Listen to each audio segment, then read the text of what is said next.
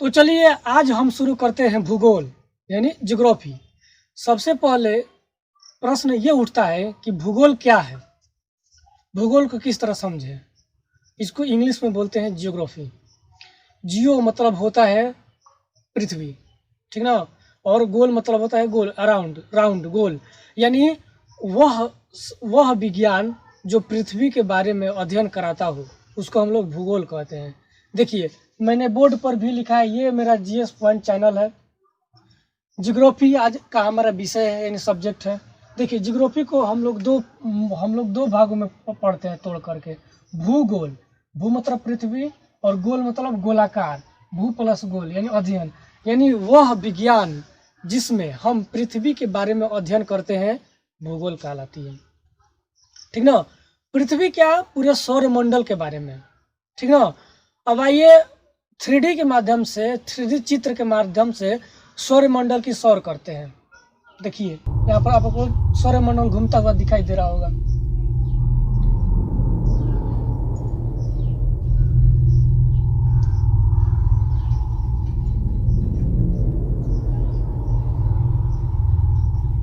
तो देखा आपने किस तरह से सौरमंडल में जो सूर्य है वो पूरे केंद्र में बैठे हुए हैं और सूर्य के चारों ओर जितने भी सारे नक्षत्र ग्रह हैं वो चक्कर लगा रहे हैं, ठीक ना।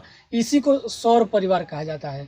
यानी हम कह सकते हैं कि पूरा ज्योग्राफी और पृथ्वी से लेकर के यानी हमारे स्थल तक ले ऊपर तक यानी पूरे अंतरिक्ष तक यानी पूरे सौरमंडल तक अध्ययन कराता है, जिसमें ग्रह, नक्षत्र, छोटे छोटे उल्काएं, पिंड सबको अध्ययन करते हैं। ज्योग्राफी कहलाता है यानी पृथ्वी कहलाता है। आपने अभी देखा कि किस तरह से सौरमंडल में सारे ग्रह एक दूसरे के परिक्रमा करते हैं, ठीक ना। अब देखिए ये आपके सामने मैं अपने भारत का चित्र बनाया है मैंने, देख लीजिए, पूरा बढ़िया से देख लीजिए। ये पूरा भारत का चित्र बनाया हुआ है मैंने, एकदम बहुत बढ़िया तरीक़ा से बनाए हुए हैं, ठीक। और इसमें हम लोग आज पढ़ने वाले हैं भारत की स्थिति एवं विस्तार, ठीक ना। इस वीडियो में हम लोग पढ़ेंगे खासकर स्थिति, भारत की स्थिति क्या है। स्थिति कहने का तात्पर्य यह है दोस्तों कि विश्व में भारत कहाँ स्थित है, यानी ग्लोब पर हम बात करें, ग्लोब पर बात करें तो ग्लोब में भारत हमारा कहाँ स्थित है। आपके सामने एक 3D ग्लोब चलता हुआ दिखाई दे रहा होगा, देख लीजिए कितना बढ़िया से चल रहा है 3D।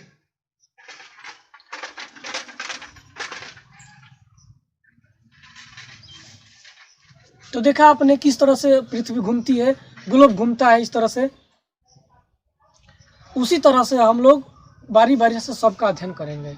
तो आइए अब मैं बना रहा हूँ ग्लोब का चित्र, ठीक ना। अभी हमने ग्लोब को दिखा दिया है किस तरह से ग्लोब होता है, और अभी ग्लोब का चित्र हाथ से बनाने जा रहे हैं और उस पर दिखाएंगे हम भारत के स्थिति को।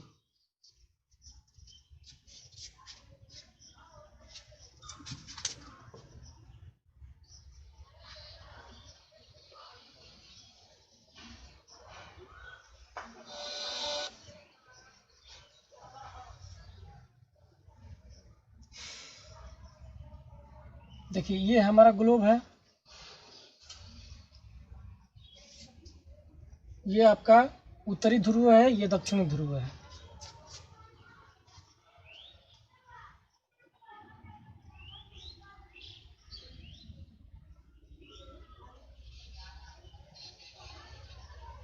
मैंने अभी 3D के माध्यम से दिखाया कि ग्लोब किस तरह का होता है, और ये अपने हाथ से बना रहे हैं ग्लोब आप लोगों को समझाने के लिए विस्तार से। देखिए ज्योग्राफी ऐसा सब्जेक्ट है जिसमें घबराना नहीं है, एकदम मैप वाइज सबको समझना है, सभी तथ्यों को समझना है मैप वाइज।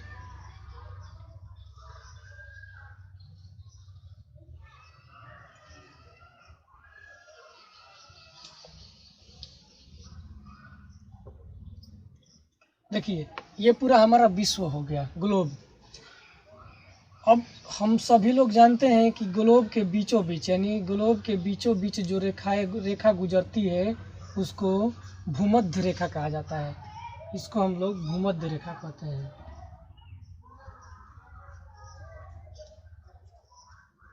रेखा, इसको इंग्लिश में बोलते हैं इक्वेटर, इक्वेटर बोला जाता है। अब चूंकि पृथ्वी के ऊपर वाला, चूंकि भूमध्य रेखा पृथ्वी को दो बराबर बराबर भागों में बांटती है, इसीलिए क्या कहा जाता है, ऊपर वाले हिस्से को उत्तरी गोलार्ध बोला जाता है। उत्तरी गोलार्ध बोला जाता है।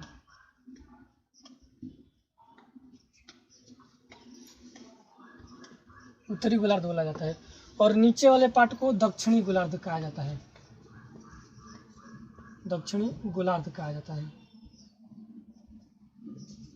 ठीक ना, समझ में आया। भूमध्य रेखा पृथ्वी को दो बराबर भागों में बांटती है, जिसको ऊपर वाले भाग को उत्तरी गोलार्ध कहा जाता है और नीचे वाले भाग को दक्षिणी गोलार्ध कहा जाता है। समझ में आया। अब देखिए,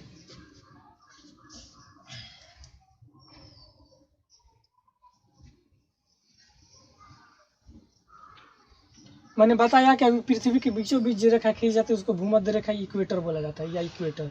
अब देखिए, जो उत्तरी गोलार्ध है, उत्तरी गोलार्ध में एक रेखा खींची जाती है, ठीक ना, डॉटेड लाइन से दिखा रहा हूँ अब मैं।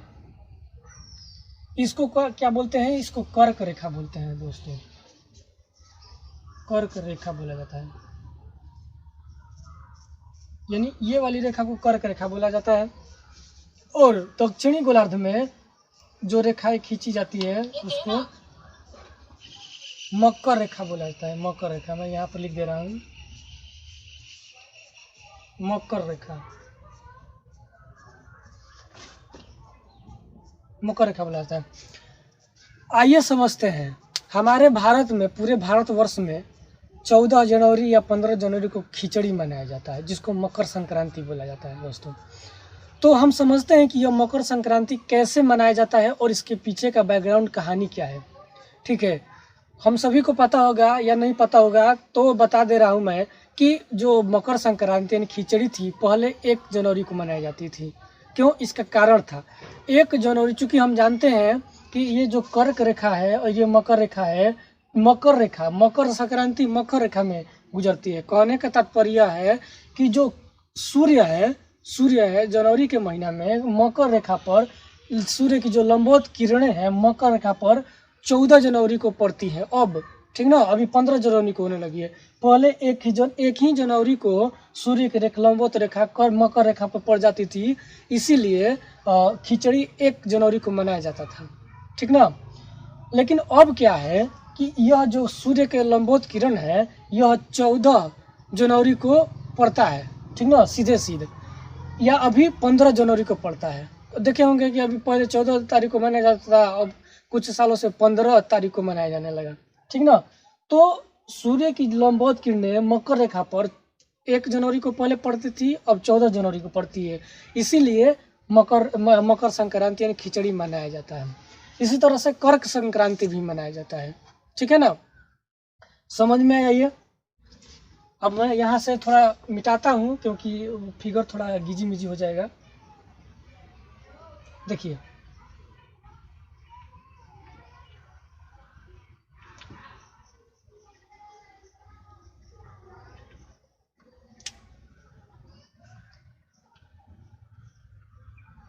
मैंने बताया आपको कि ये जो डॉटेड लाइन हम ड्रॉ किए हैं इसको कर्क रेखा, और ये जो डॉटेड लाइन खींचे हुए हैं इसको मकर रेखा कहा जाता है। ठीक ना, और पृथ्वी में 2 प्रकार के रेखाएं खींची जाती है। कौन कौन सी दोस्तों, एक होती है अक्षांश रेखा, अक्षांश रेखा,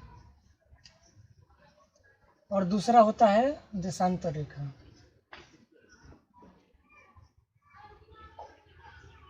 और इन्हीं रेखाओं को प्रयोग करके हम समय निर्धारण करते हैं, यानी तिथि समय निर्धारण करते हैं।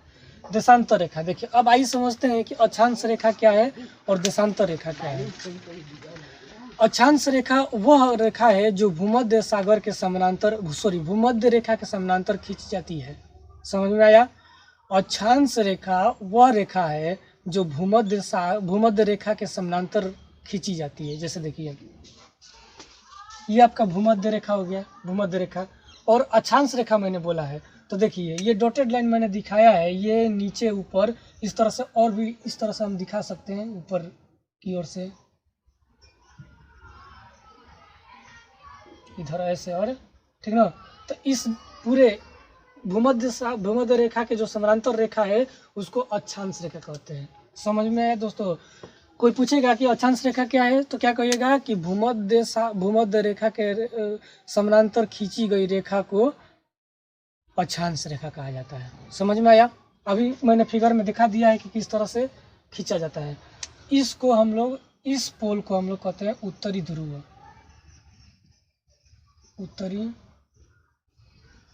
ध्रुव, और इस पोल को हम लोग कहते हैं दक्षिणी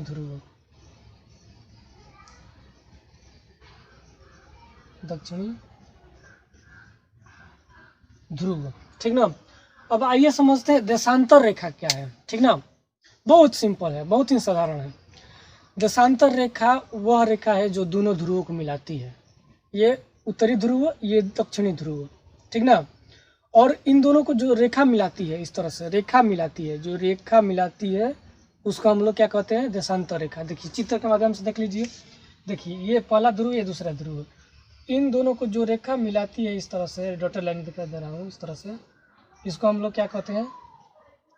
देशांतर रेखा कहते हैं। देखिए आपके सामने पूरा ग्लोब बन गया ना, एक जो मैंने अभी 3D में दिखाया था उस तरह का ये बन गया, ठीक ना। तो ये आपका देशांतर रेखा हो गया। सिंपल भाषा में एक बार फिर बता दें कि अक्षांश रेखा वह रेखा है जो भूमध्य रेखा के समानांतर खींची जाती है। देशांतर रेखा वह रेखा है जो दोनों ध्रुवों को मिलाती है, ठीक ना। अभी हम देखेंगे 3D के माध्यम से कि अक्षांश रेखाएं और देशांतर रेखाएं किस तरह से होती हैं। आपके सामने 3D फिगर चल रहा है जो कि दिखा रही है अक्षांश और देशांतर रेखाएं। देखिए यहाँ पे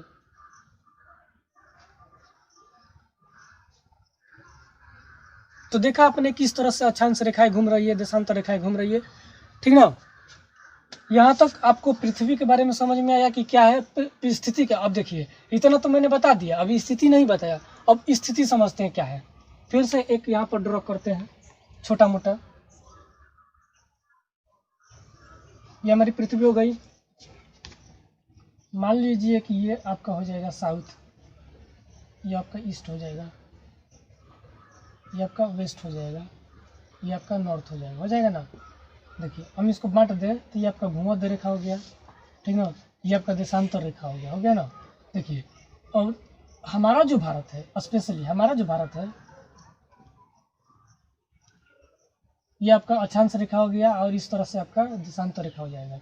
तो हमारा जो भारत है यहाँ पर स्थित है, कह सकते हैं यहाँ पर। इसको हम बना दें इस तरह से,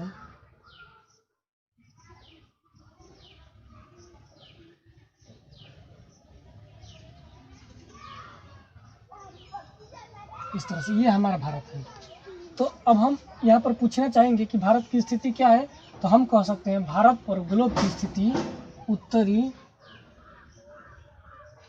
पूर्वी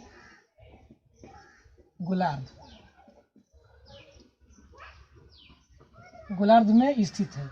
इसको हम कह सकते हैं नॉर्थ ईस्ट गोलार्ध, ठीक ना। समझ में है चित्र के माध्यम से। ये हमारा ग्लोब है, ये नॉर्थ और ईस्ट इसी के बीच में ना है जी, ये हमारा भारत इसी के बीच में है। तो हम क्या कह सकते हैं, आपसे कोई पूछेगा कि विश्व में भारत की स्थिति क्या है जियोग्राफिकल दृष्टि से, तो कह सकते हैं कि विश्व में हमारा भारत उत्तरी गोलार्ध में स्थित है, और उत्तरी गोलार्ध में स्पेशली उत्तरी पूर्वी गोलार्ध में स्थित है। समझ में आया? आप लोगों को समझ में आया ना कि किस तरह से ये आपका भारत स्थित है विश्व में, ठीक।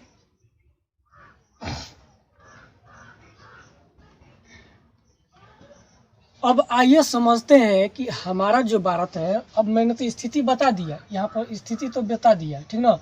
अब हम विस्तार समझने जा रहे हैं। विस्तार क्या है? विस्तार कहने का मतलब है कि इसका अक्षांशीय विस्तार क्या है, देशांतरीय विस्तार क्या है, ठीक ना।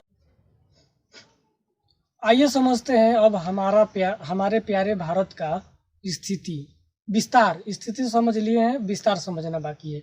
देखिए ये आपके सामने बहुत ही प्यारा सा हमारा भारत है, ठीक ना। विस्तार कहने का मतलब कि इसका अक्षांशीय विस्तार कितना है और देशांतरीय विस्तार कितना है, ठीक ना। देखिए आइए, मैंने आपको बताया कि किसको अक्षांश रेखा कहते हैं, किसको देशांतर रेखा कहते हैं। तो जो भूमध्य सागर के समानांतर रेखा खींची जाए, सॉरी भूमध्य सागर बोल दे रहे हैं बार बार, भूमध्य रेखा के जो समानांतर रेखा खींची जाती है उसको अक्षांश रेखा कहा जाता है। तो देखिए ये हमारा भूमध्य रेखा इस तरह से थी और ये इस तरह से है, तो इसके समानांतर है ना, तो इसको हम लोग अक्षांश रेखा। तो हम क्या कहेंगे, हमारा जो अक्षांशीय विस्तार है वो 8 डिग्री 4 मिनट उत्तर से 37 डिग्री 6 मिनट उत्तरी अक्षांश तक। देखिए यहाँ पर उत्तरी क्यों बोल रहे हैं, क्योंकि हम पहले ही बता चुके हैं कि हमारा जो भारत है विश्व में इसकी स्थिति उत्तरी पूर्वी गोलार्ध में है। इसीलिए कभी भूल कर गलती मत कीजिएगा कि यहाँ पर नॉर्थ हो गया तो यहाँ पर इसको दक्षिण बोला जाता है, नहीं। इतना डिग्री उत्तरी अक्षांश से लेकर के इतना डिग्री उत्तरी अक्षांश तक, यानी 8 डिग्री 4 मिनट उत्तरी अक्षांश से लेकर के 37 डिग्री 6 मिनट उत्तरी अक्षांश तक, ठीक ना। देखिए अक्षांशीय विस्तार 8 डिग्री 4 मिनट उत्तर से लेकर के 37 डिग्री 6 मिनट उत्तर तक। और देशांतर रेखा मैंने बता दिया है कि दोनों ध्रुवों को जो मिलाती है। तो देखिए दोनों ध्रुव, मान लीजिए कि इस तरह से गोल पृथ्वी हमारी है, तो ध्रुव के इस तरह से खड़ी वाली लाइन होती है, तो ये देशांतरीय हो गया। तो क्या कहेंगे, हमारा जो भारत का देशांतरीय विस्तार है वो 68 डिग्री 7 मिनट पूर्व से लेकर के 97 डिग्री 25 मिनट पूर्वी तक, ठीक ना। अक्सर यहाँ से क्वेश्चन आता है, ये डाटा एक्यूरेट याद रखने वाली है। 8 डिग्री 37 डिग्री 68 डिग्री 97 डिग्री याद रखना बहुत जरूरी है, ठीक ना। देखिए तो इसका देशांतरीय विस्तार हो जाएगा 8 डिग्री 68 डिग्री 7 मिनट पूर्व से लेकर के 97 डिग्री 25 मिनट पूर्व तक, ठीक ना। समझ में आया आपका अक्षांशीय और देशांतरीय विस्तार। अब देखिए, अब हम यहाँ पर चारों हमारा जो भारत का चारों कोना है, इन सब में क्या है, कुछ पॉइंट है, बिंदु है जहाँ से प्रश्न अक्सर पूछे जाते हैं। तो देखिए इस पॉइंट को हम लोग उत्तरी सिरा बोलते हैं, उत्तरी सिरा बोला जाता है, उत्तरी सिरा। और उत्तरी सिरा जो है इसको हम लोग इंदिरा पॉइंट के नाम से जाना जाता है, इंदिरा कॉल के नाम से जाना जाता है, इंदिरा कॉल। प्रश्न में ऐसे प्रश्न आता है, परीक्षा में प्रश्न ऐसे आता है कि भारत का सबसे उत्तरतम बिंदु कौन सी है, तो इंदिरा कॉल। समझ में आया, इस तरह से आपको बताना है इंदिरा कॉल। अब यहाँ पश्चिम जो है, पश्चिम में एक पॉइंट है, इसका नाम है आपका गुहार मोती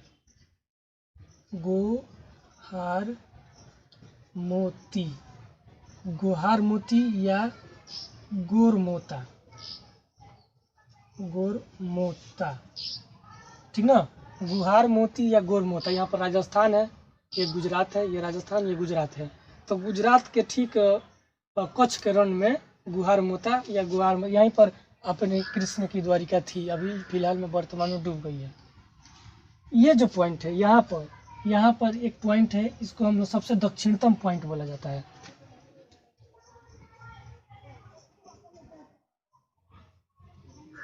दक्षिणतम बिंदु, जिसका नाम है इंदिरा पॉइंट।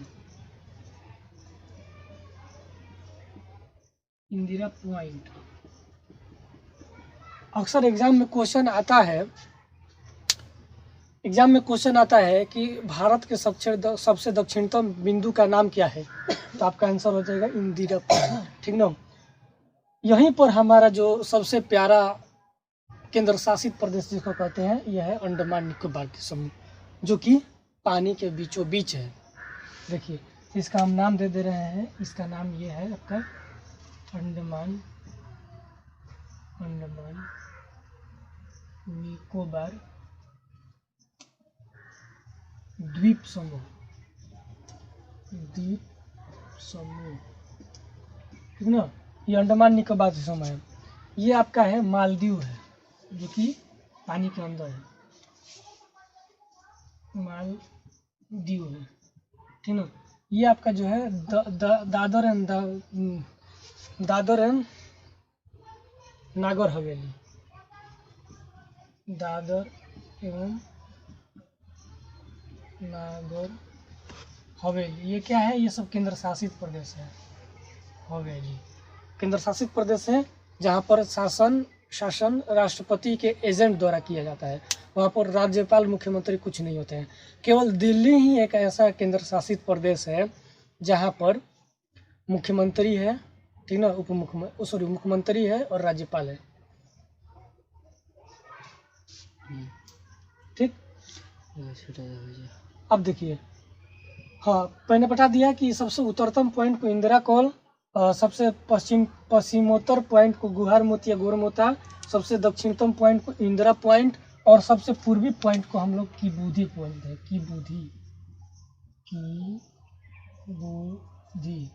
किबूधी बुआई पॉइंट कहा जाता है, ठीक ना।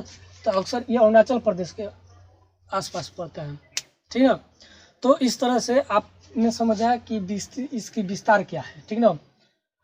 अब देखिए समझिए, हमने बताया है आपको कि हमारी पृथ्वी जो है, पृथ्वी में भारत कर्क रेखा पर स्थित है, ठीक ना। कर्क रेखा पर स्थित है। देखिए कैसे कर्क रेखा पर स्थित है।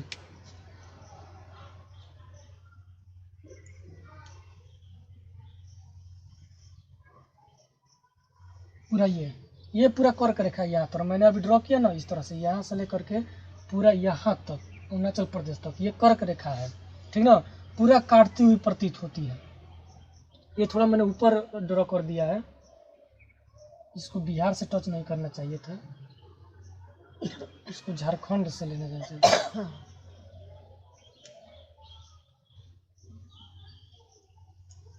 इस तरह से बिहार से टच करेगा तो दिक्कत हो जाएगा, ठीक ना। थोड़ा अभी भी गलती है क्योंकि अब बोर्ड पर मान लीजिए कि अब ग्राफ नहीं ना लिए हैं, थोड़ा गलती हो जा रहा है। देखिए, तो ये गुजरात से लेकर के अरुणाचल प्रदेश तक ये कर्क रेखा बीचों बीच गुजरती है हमारी भारत के। और हमारा जो झारखंड का रांची शहर है, क्वेश्चन आता है अक्सर कि हमारा जो झारखंड का रांची शहर है वह किस रेखा पर स्थित है, तो हमारा जवाब होगा कर्क रेखा पर, एकदम पूरा बीच में ही कर्क रेखा रांची शहर है। ये आपका बिहार हो गया, मान लीजिए ये बिहार हो गया था ना, और इसी के सटले में है ये आपका झारखंड, इस तरह से। तो झारखंड है और यहाँ पर रांची है, ठीक ना। तो देखिए एकदम बीचों बीच हो रहा है ना, रांची है। तो बीचों बीच ये प्रश्न आता है कि जो रांची शहर है वह कर्क रेखा पर ही स्थित है। समझ में आया आप लोगों को? इतना मैंने बता दिया। हाँ देखिए, अब एक पॉइंट बता दें हम, ये जो पानी वाला क्षेत्र है, ये वाला पानी वाला क्षेत्र है, इसको हम लोग बंगाल की खाड़ी बोलते हैं। बंगाल की खाड़ी कहा जाता है। ये जो पानी वाला क्षेत्र है इसको हम अरब सागर बोलते हैं, अरब सागर बोलते हैं। और ये जो नीचे वाला है उसको हिंद महासागर कहा जाता है, हिंद महासागर कहा जाता है, ठीक ना। इतना समझ में आया? आप लोग स्क्रीनशॉट ले सकते हैं यदि लेना चाहे तो, ठीक। यहाँ तक मैंने बता दिया। अब कोई पूछेगा कि हमारा जो भारत है वह किस महादेश में स्थित है, ठीक ना, किस महादेश में स्थित है, तो हमारा जवाब होगा एशिया महादेश में, एशिया महादेश में, ठीक ना। हमको पता है, हम सबको पता है कि पूरे विश्व में 7 महाद्वीप हैं, ठीक ना, 7 ओशियंस हैं। कौन कौन? एशिया, उत्तरी अमेरिका, दक्षिणी अमेरिका, एशिया, उत्तरी अमेरिका, दक्षिण अमेरिका, अटलांटिका, अफ्रीका, उसके बाद में और क्या,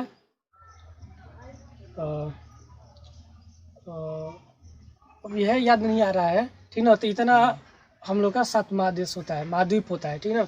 और हमारा जो भारत है वह एशिया महाद्वीप में स्थित है। और पूरे एशिया को मिलाकर कितने देश हैं, तो पूरे एशिया में लगभग 47 की 44, ऐसे याद नहीं आ रहा है, 44 है, गूगल कर लीजिएगा, 44 या 47 ऐसे ही, यानी 44 और 47 के बीच में देश स्थित है एशिया में पूरे। 44 याद अभी एक्यूरेट नहीं आ रहा है, 44 और इसके 47 के बीच में देख लीजिए कितना है, गूगल करके कमेंट करिएगा, ठीक ना। तो आप लोगों का यह सेशन कैसा लगा कमेंट में ज़रूर बताइएगा। ठीक, कमेंट में बताने के साथ लाइक भी कर दीजिएगा, यदि दिल करे तो डिसलाइक भी कर सकते हैं, कोई दिक्कत नहीं है। ठीक, यदि अच्छा लगे तो चैनल को सब्सक्राइब भी कर सकते हैं, और अधिक अच्छा लगे तो अपने दोस्तों में इसको साझा भी